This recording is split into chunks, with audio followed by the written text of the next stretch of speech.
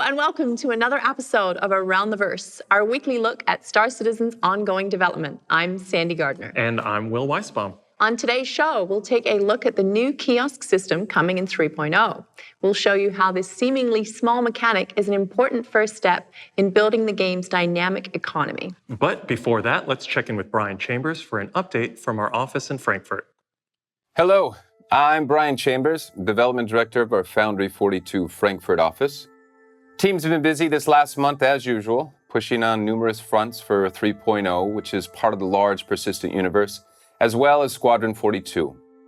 The past month, we had numerous visitors to the office, including both Chris and Aaron. We find that traveling to the other offices from time to time to either work side by side with people or to discuss the current status of things and future plans is absolutely invaluable. So let's start off this month's update with the VFX team. The Frankfurt VFX team has been working on improving existing systems for the 3.0 release. This includes checking all the existing vehicles and systems to make sure things are still working as initially intended and doing a polished pass on any effects if needed. With some of the new systems coming online, such as the oxygen system for rooms, they remade some of the old airlock effects for both the high-tech and low-tech airlocks. This month, they also started shifting more focus towards Squadron 42 cinematic scenes that are required for the single-player campaign. The FPS weapons team completed passes on the last two legacy weapons that were using our old system, completing a first pass on the Gemini L86 ballistic pistol and completing a final pass on the Bearing P4 AR ballistic rifle. They continue to make progress on the ship weapons. For the Klaus and Werner laser repeaters, they finished off all the work for sizes 1 through 3, started work on sizes 4 through 6, and finished off the Apocalypse Arms ballistic scattergun size 1 through 3. They also worked on some general tasks focused towards 3.0, including polishing, optimizing, and bug fixing. The Tech Art team finished multiple animation implementation tasks for both the recent usable sprint as well as cinematics. They continued to debug weapon animation issues and did some adjustments to a few of the weapons rigs to make them even more realistic and believable. They also did some work on a VFX exporter. This was primarily made to export simulated objects from within Maya. Having an active simulation on objects was causing some problems with the animation export. And the best way to work around this is to bake the simulation and export the animation. But that's time-consuming and leaves the scene in a state where the VFX artist can't do any changes to the simulation. So the exporter takes care of that whole process. It bakes the simulation, exports all the necessary stuff for the engine, and restores the scene so the artists continue to iterate on whatever they need. The tool also creates all the necessary in-engine files so the artist can hit the export button and see the results immediately in the engine. They also continue to support the animation code with ground alignment R&D.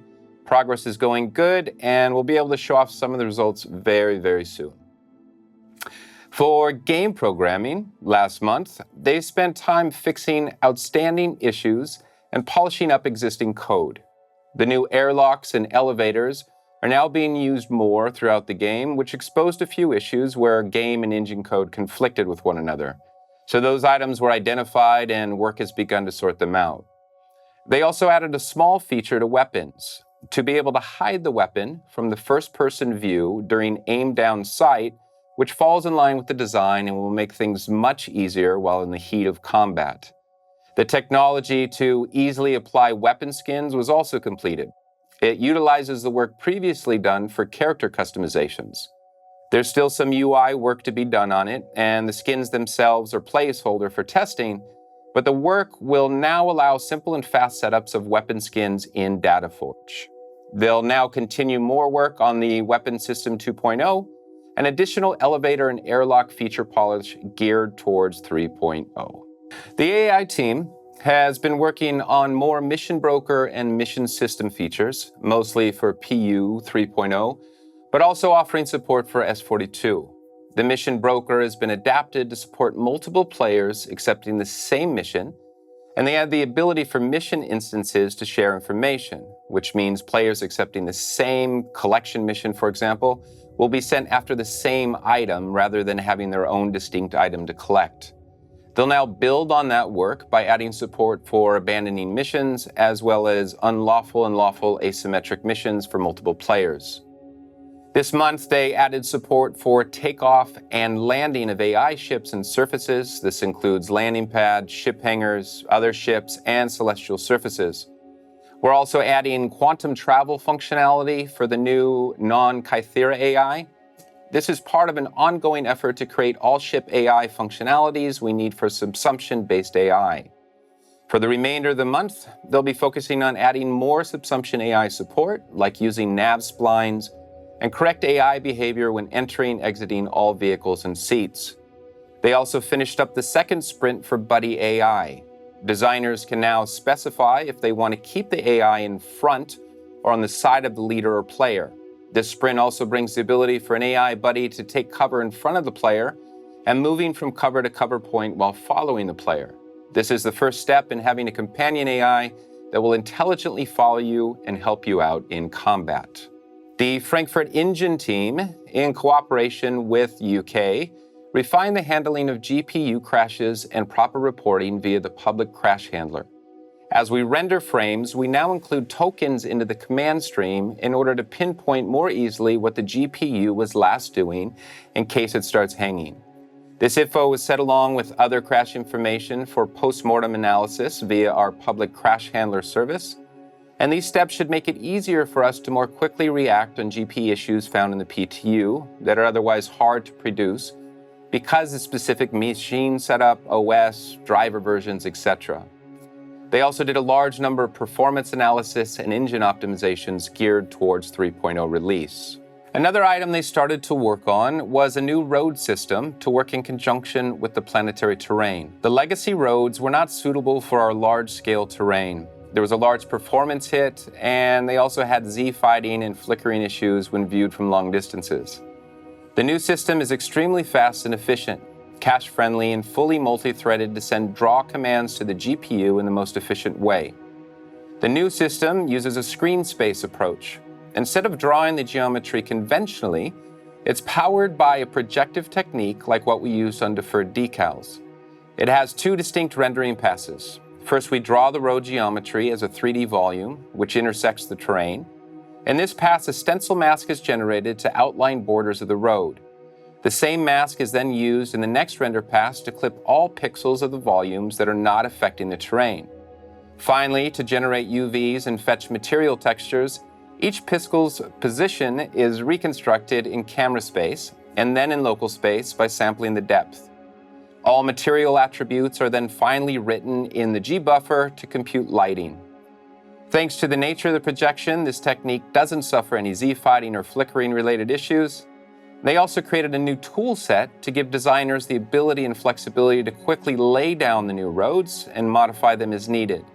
It's still currently a work in progress, and the terrain and textures in the video are currently placeholder for testing, but the progress is going well, and it will be a nice addition to our growing toolset for planets.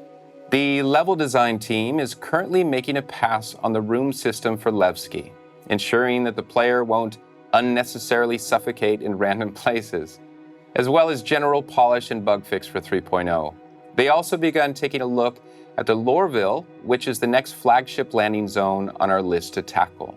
The Frankfurt QA team wrapped up June with multiple test requests from the engine team, including a change to the entity component update scheduler, which affects how parts of entities are updated, as well as the particle code, which was changed to run on threads.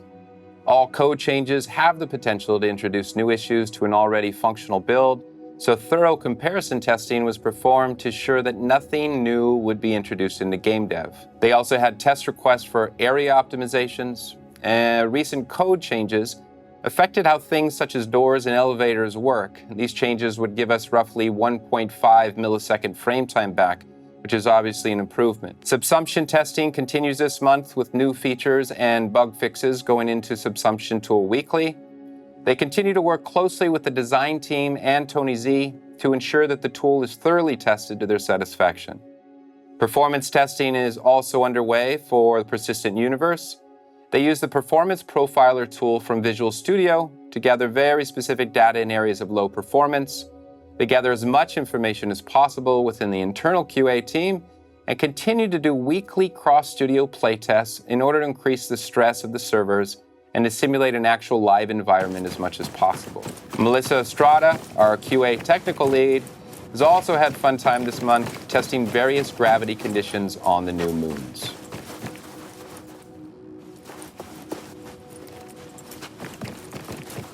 The system design team has been working on items for 3.0 and with a lot of focus on the Levski landing zone. We had Rob Reiniger from the Austin office visit and managed to get a lot of work done in a short amount of time.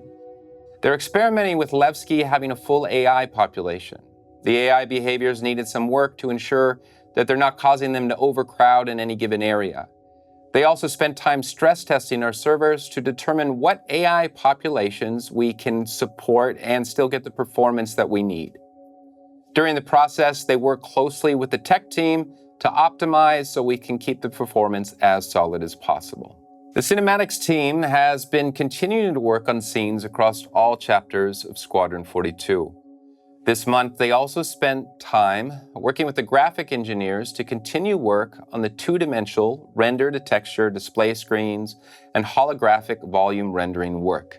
This month, our lead lighting artist, Chris Campbell, was solely focused on applying some of the final touches in our 3.0 content, including color grading for each moon, as you can see here, integrating lighting between the outposts and the moons, and doing bug fixing and polishing on the Levski landing zone. The environment team has been hard at work on polishing and bug fixing existing content in the PU. With all the various components coming together, we want to make sure the visual experience for the player is as absolutely good as it can possibly be. On Levski, new areas and locations have been added that will increase the number of things the players can do and explore, including a new store and an admin office. The newly added garages received a final polish and dressing pass, making them ready to be used. They also put a lot of effort this month into researching and development, looking at new features going into the game after 3.0. This includes work on ArtCorp, procedural cities, as well as the planet Hurston. An important element of the research phase is that we find smart and scalable solutions that allow us to create more content as efficiently as possible moving forward. Well, that's it for this month's update. As always, thank you so much for watching and all the support. Thanks for the subscribers that enable us to provide these monthly updates to the community. Take care, and we'll see you in the verse. Lots of great stuff from our team in Frankfurt. Those in-game holograms are looking pretty cool. Yeah, it's really impressive tech that we'll be using a lot going forward. We captured a ton of ship-to-ship comms for Squadron 42. And I know that because I spent a few hours sitting in a fake cockpit getting all of Pusher's comm calls. Yeah, I think altogether we spent weeks capturing comm messages, so expect to see this tech used a lot going forward. Another new system that you'll be seeing soon is Kiosks. Arriving in 3.0, these devices will expand the shopping options and services currently in-game. Right. Kiosks are an integral part of this game's economy and need to tie into other important back-end systems like subsumption. So getting them up and running has required a lot of effort from numerous departments. Now, let's take a look under the hood and show you exactly what it takes to upgrade your shopping experience.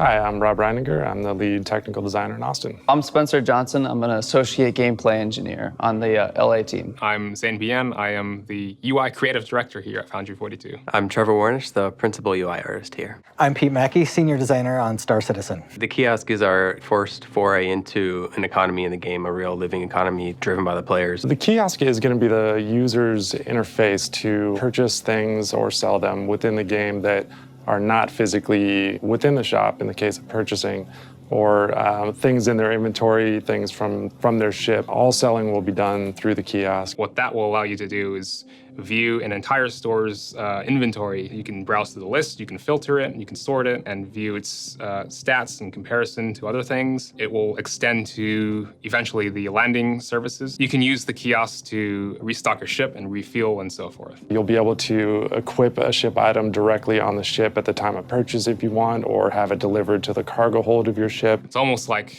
ordering through Amazon or something, where you can select a shipping destination. So whether you have a ship landed on a cargo pad, or there's a cargo area in the landing zone you're at, or you want to ship it somewhere, like you can select that as an option. So I've been working on economy-related stuff almost since January of 2013.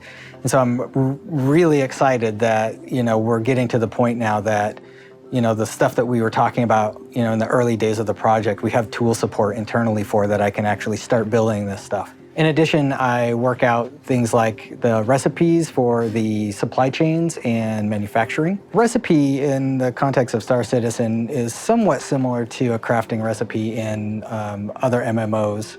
It defines the types of commodities and resources that go into manufacturing a given item, like a laser cannon or even a ship. The way that we use recipes and the way that you might find them in another game is that those recipes generally aren't used directly by the players. Instead, they're used by the design team to really sculpt the types of goods that are bought and sold at any location in the world, and that's to make that location feel correct.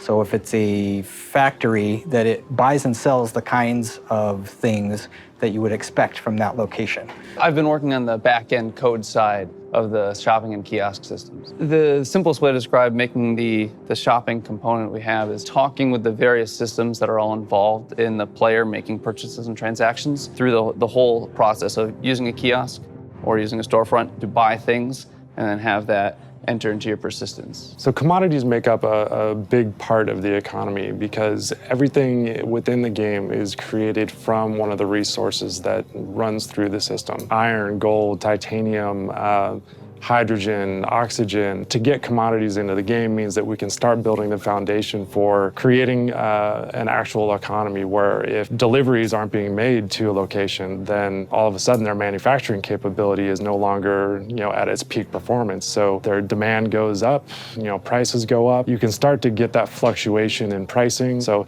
in terms of the beginning point, this is really a big step for getting that in place. Some of the big challenges for developing this economy is unifying the scale because, as you know, we have items, from super tiny and inconsequentially priced all the way up to these massive battle cruisers, right? And they all have to fit somewhere on the same scale. And so that's been probably one of the biggest challenges. And the others are just the scope of the amount of work that has to get done in terms of building the recipes and, even to the point of building the individual shop inventories, because that's all done by hand. We have a location and we want it to buy and sell certain things. So we actually, as designers, have to go in and, determine what is bought and sold there.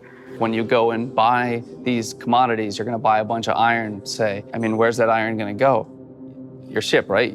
That makes the most sense. Got to go in your ship. But what if you have multiple ships? So obviously there needs to be a way to say, oh, I want to put this in my Hornet, or I want to put this in my Idris. I want to put this stuff I'm buying right now in this ship. And then you've got cargo grids. You've got this whole other system that's being developed of how much stuff can we put in the ship, and how is the player going to decide what ship to put it in. So a lot of these options lead to needing very dynamic solutions on the code side. We need to accommodate putting these commodities anywhere. We need to give the player the option to select where they're going. We need to save where this stuff is kept, because certainly you might think, oh, it's just in the ship, but it becomes very complicated on the persistence end of things when saving what the player has done. Well, where did they keep it? All of this iron, you need to keep track of, oh, it was left in this cargo bay of this ship, which was on this port of, this space station, A lot of these different systems are, first of all, not always running directly on your computer at home. sometimes running in our SIG backend systems. And there's also a lot of asynchronous events and calls. So you have to wait for things to happen, basically. You have to send messages and wait for answers rather than just getting immediate feedback. Because, again, like I said, the shopping component really exists at the center of a lot of different things communicating. I also set the prices for the commodities, and it's a similar process. It doesn't have quite as much, it's not quite as intricate as the pricing for the items because there aren't gameplay values associated with this that I need to take into account. So we actually have a tool that we internally call Trade Slayer and another one called Price Fixer that help with this job. And Trade Slayer is primarily for setting the prices for the commodities. What it does is it helps me figure out what the base value for a commodity should be based off of a bunch of different analytics data points. And then it also helps me figure out like what the ranges that those should fluctuate in. And then Price Fixer does a very similar task, but it's quite a bit more complicated, and that helps me set the prices for the items, but then it actually takes that one step further, and then I use those items to help me value a ship. So it goes all the way from pricing a countermeasure launcher to the price of a constellation with the included P-52. Some of the challenges that we faced when designing this was, CR really wants that tangible feel. He wants to be able to see the items. He wants to be able to see how it's going to look on, a ship or, in the place that it belongs. So doing that in a way where people don't have to navigate 5,000 different layers of a hierarchy in a window. Having that be understandable and intuitive to the player was the big challenge here. Complexity for the economy is pretty deep because it is tightly integrated with the gameplay. A large portion of my time is spent interfacing with the tech design team just to make sure that I understand how the item progression curves work and what the expected types of play are for those items so that I can make sure that they have the right price. One of the most exciting things about building the kiosk was the visual style side of it. There's going to be a low end, kind of like an old school DOS prompt BBS forum style. And then we also have a mid end, like a mid 2000s Web 2.0 style. If you go to Grimhex is where you'll see the low end kiosks. Port Olisar, for example, will have kind of the mid nice range kiosk. One thing we had to take into account was branding of this interface. So when you go into a shop, say Kasaba outlet, you'll see its logo and the color scheme applied. It's all one underlying system, but we swap out the graphics depending on the store and the manufacturer. It was really fun to design the old school style one, the low end one, just kind of develop these frame by frame animations that you would see old,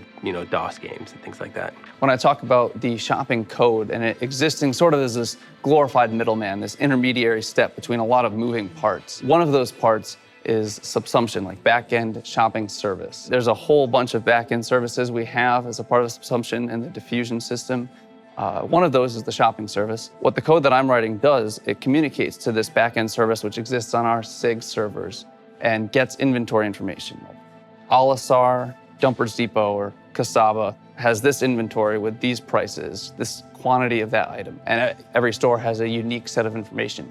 And so we need to communicate to that back-end service and periodically update, restock, things like that. And there's just a large communication chain of different moving parts that need to be talked to at different times. There's definitely a lot of communication that happens between these different teams, like the UI kiosk team and myself, the shopping back-end team, because we're in different countries. It's a lot of back and forth. It's, okay, so we need to interface like this. We need to have this line of communication. Oftentimes we'll create function interfaces so we could say, this is exactly the code you need to call. Even if I haven't written it yet, this is what it'll look like. The kiosk actually requires a lot of different changes to go in for 3.0. We needed, persistence for ships, persistent DB as far as their inventory. So as people purchase goods, they have to fly a ship to a location, purchase the stuff that they want on that ship, fly that ship to another location in order to sell it. So it doesn't allow people to go to any location they want and spawn any ship. It forces them to fly their ships around the universe. So previously you were able to just do,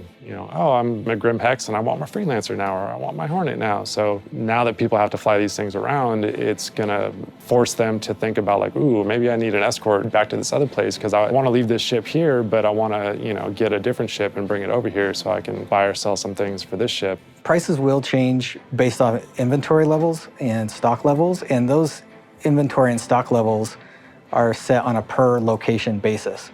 So you can have 2 different Casabas in 2 different parts of the world that have different pricing schemes. And it may be that they have the same base price for a given item, but due to the fact that one of them might be farther away from a distribution point, that it gets restocked less often, and therefore the price stays higher on that item more regularly than at the other shop. And that's just one example of kind of the complexity that we should be able to deliver in 3.0. Your player persistence is everything that you own as a player. So it could be the commodities you have, how many SCU of iron do you have, or what shirt are you wearing? So that would be your player's persistence data. Luckily, that system already exists, so it's constantly making improvements to it. And so this new shopping code we have has to interface with some of the older parts of persistence and some of the newer parts as well, so that we really make sure we're saving what you do. The big thing that is going to change for 3.0 is that it's really going to start to feel a lot more like the overall experience that we've been talking about for so long. Persistence is a big part of that. The ability to interface with things in the game through the kiosk is going to be another big portion of that. Cargo system is coming online, actually being able to carry things and have your ship keep track of the stuff that's on it and require people to transfer goods from A to B. That was a big part of our hauling and trading professions. That's the exciting part. What we're doing right now is it's laying the foundation for these cool features we're going to see coming up, like systemic pricing, like dynamic economies that really react to players buying things in certain locations and selling them in others. As these things start to come online, it's really going to change the experience that people are having now and turn it much more into the game that we envision. So the cool thing about the kiosk is it's in-world like all of our other interfaces. So, that will have tie-ins with the interaction system where you can, bring up a cursor and interact with the screen. So that will be sort of our first foray into getting interactable screens in world working with this unified interaction system. So later on, we'll expand that to elevator panels and other in-world screens. The kiosk is a nice test because it has quite in-depth functionality like sorting and filtering and pop-ups and things like that. So it's quite a complex interface over, let's say, something simple like an elevator floor selection panel. So it's a good test for us. This is the big step we've been waiting for a long time, to be able to start adding a lot of these other professions and features into the game. So I'm really excited about it. It's going to be the beginning of a lot of great things for the players. It's going to be awesome. I love the retro look of those low-end kiosks. They're really fun and have a lot of character. Yeah, you'll be able to tell a lot about where you are in the verse just by seeing what kind of kiosks are around. That kind of environmental storytelling is important considering how many landing zones the game will have. And that's all for today's episode. Thanks to our subscribers for your continued support. July's edition of Jump Point will be released tomorrow, so be sure to check it out. Definitely, it's going to be a good one. And finally, a big thanks to all our backers for helping us build this game. The level of community engagement at this point in the development process is just one of the many things that make Star Citizen so special. True that. Until next week, we will see you around the verse.